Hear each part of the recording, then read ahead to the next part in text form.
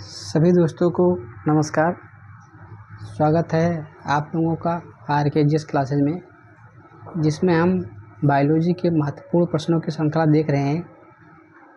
अभी तक हमने बायोलॉजी के 132 प्रश्न करा दिए हैं। आज हम 133 नंबर से शुरुआत करेंगे। तो आइए देखते हैं 133 नंबर क्या कह रहा है। निम्न रेशे में से कौन पौधे के तने का उत्पाद नहीं है? पहला है सन, बी है पटसन, सी है जूट, डी है कपास। ये UPPCS 2002 में पूछा गया क्वेश्चन है। तो इसका जो सही आंसर होगा वो होगा कपास, यानी उत्तर नंबर डी होगा। बाकी जैसे जो सन है वो भी पौधे के तने से प्राप्त किया जाता है, पटसन भी प्राप्त किया जाता है और जूट भी पौधे के तने से प्राप्त किया जाता है, जबकि कपास जो होता है वो पौधे के फूल भाग से प्राप्त होता है। आइए देखते हैं प्रश्न संख्या 134। लौंग किससे प्राप्त होता है? ए है जड़, बी है फूल की कली, सी है पत्तियाँ, डी है तना। ये SSC 2011 2016 यानी 2 बार SSC ने इस क्वेश्चन को पूछा है। तो लौंग बेसिकली जो प्राप्त होता है वो प्राप्त होता है फूलों की कली, यानी जो इसका सही आंसर है वो होगा आंसर नंबर बी सही होगा। आइए देखते हैं प्रश्न संख्या 135। अफीम प्राप्त किया जाता है। जो अफीम होता है एक मादक पदार्थ होता है जिसे लोग नशे के यूज में प्रयोग करते हैं। तो पहला ऑप्शन है सूखी पत्तियों से, बी है जड़ों से, सी है बिना पके फल के लैटेक्स से, डी है पके फल के लैटेक्स से। ये UPPCS 2015 में पूछा गया क्वेश्चन है। तो जो अफीम जो प्राप्त करते हैं वो बिना पके फल के लैटेक्स से, यानी जो इसका सही आंसर है वो आंसर नंबर ए होगा। और अफीम के बारे में एक और जानकारी बता दें कि जो उत्तर प्रदेश में जो अफीम की खेती सबसे ज़्यादा होती है वो होती है बाराबंकी में, और जबकि उत्तर प्रदेश में अफीम की एक मात्र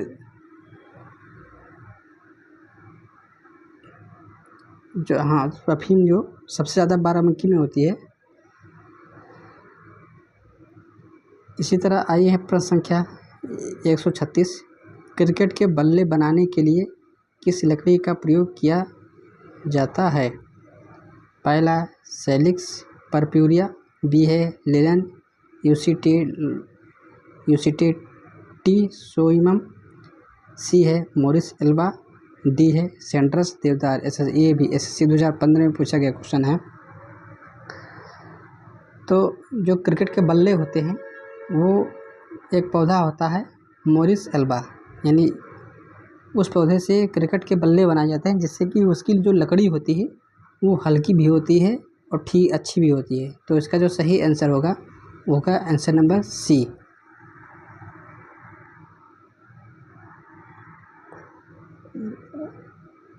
इसका आंसर सी नहीं होगा, बल्कि इसका जो सेलिक्स परप्यूरिया यानी इसका सही आंसर होगा 136 का होगा डी। इसी तरह आइए देखते हैं प्रश्न संख्या 137। संवहनी यानी वैस्कुलर पौधे में पानी ऊपर किससे जाता है? जो पौधे में एक होता है पानी ऊपर जाना, एक होता है खाद्य पदार्थों का ऊपर जाना। तो जो वैस्कुलर बंडल होते हैं उसमें पानी किसके द्वारा ऊपर चढ़ाया जाता है? पहला है फ्लोएम के द्वारा, बी है पैरेन्काइमा के द्वारा, सी है मेरिस्टेम के द्वारा, डी है जाइलम के द्वारा। ये BPSC 2011 में पूछा गया क्वेश्चन है। तो जो वैस्कुलर होता है जो पौधे में जल को ऊपर पहुंचाता है वो होता है जाइलम, यानी जो इसका सही आंसर है वो आंसर नंबर डी होगा। इसी तरह आइए देखते हैं प्रश्न संख्या 138।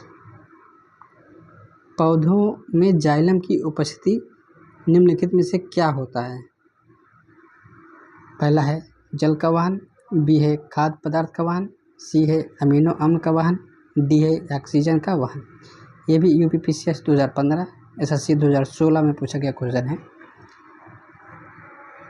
तो जो जाइलम होता है पौधों में जल वहन के लिए जिम्मेदार होता है। है। इसी तरह इसका जो सही आंसर है वो आंसर नंबर ए होगा। आइए देखते हैं प्रश्न संख्या 139। पौधों में फ्लोएम मुख्यतः उत्तरदायी है। पहला है आहार वहन के लिए, बी है अमीनो अम्ल वहन के लिए, सी है ऑक्सीजन वहन के लिए, डी है जल वहन के लिए। ये भी यूपीपीसीएस 2015 और एसएससी 2016 में पूछा गया क्वेश्चन है। तो जो फ्लोएम होता है वो पौधों में भोजन के जैसे खनिज लवण हैं या जितने भी खनिज लवण हैं इन सब के लिए ले जाने का कार्य करता है। तो इसका जो सही आंसर होगा वो होगा आंसर नंबर ए, यानी आहार वहन के लिए मुख्यतः फ्लोएम जिम्मेदार है। इसी तरह आइए देखते हैं प्रश्न संख्या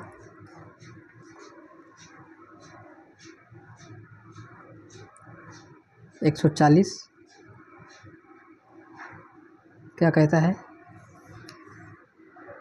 निम्नलिखित में से पेड़ की वर्षों की आयु का पता लगाने हेतु कौन सी तकनीक का प्रयोग किया जाता है। जो पौधे होते हैं उनकी आयु का पता लगाने के लिए किसका उपयोग किया जाता है। पहला है शाखाओं की संख्या की गणना, बी है पेड़ के छल्लों की संख्या का गणना, सी है पेड़ की छाल के आकार का मापन, डी है उसमें फूल खिलने के मौसम की गणना। ये आरआरबी एनटीपीसी 2016 में पूछा गया क्वेश्चन है। तो अगर किसी भी पौधे की उम्र का पता लगाना है तो जो उसमें जो साल होता है बीच वाला भाग, तो उसमें गोल गोल छल्ले होते हैं। तो उसी छल्ले को गिन कर ये हम पता लगा सकते हैं कि पौधा कितने वर्षों का हो गया है। तो इसका जो सही आंसर होगा वो होगा आंसर नंबर बी, यानी पेड़ के छल्लों की संख्या की गणना, आंसर नंबर बी। आइए देखते हैं प्रश्न संख्या 141। वाणिज्य मूल वाला कारक किससे प्राप्त होता है। पहला है देवदार, बी है साइकस, सी है फाइकस, डी है क्वेकर्स। ये भी एसएससी 2015 में पूछा गया क्वेश्चन है। तो जो वाणिज्य मूल वाला कारक होता है वो जिस पौधे से प्राप्त किया जाता है वह होता है क्वेकर्स, यानी इसका जो सही आंसर है वो होगा आंसर नंबर डी होगा। आइए प्रश्न संख्या 142 जो कि आज का आखिरी क्वेश्चन होगा। पत्तों का हरा रंग किसकी उपस्थिति के कारण होता है।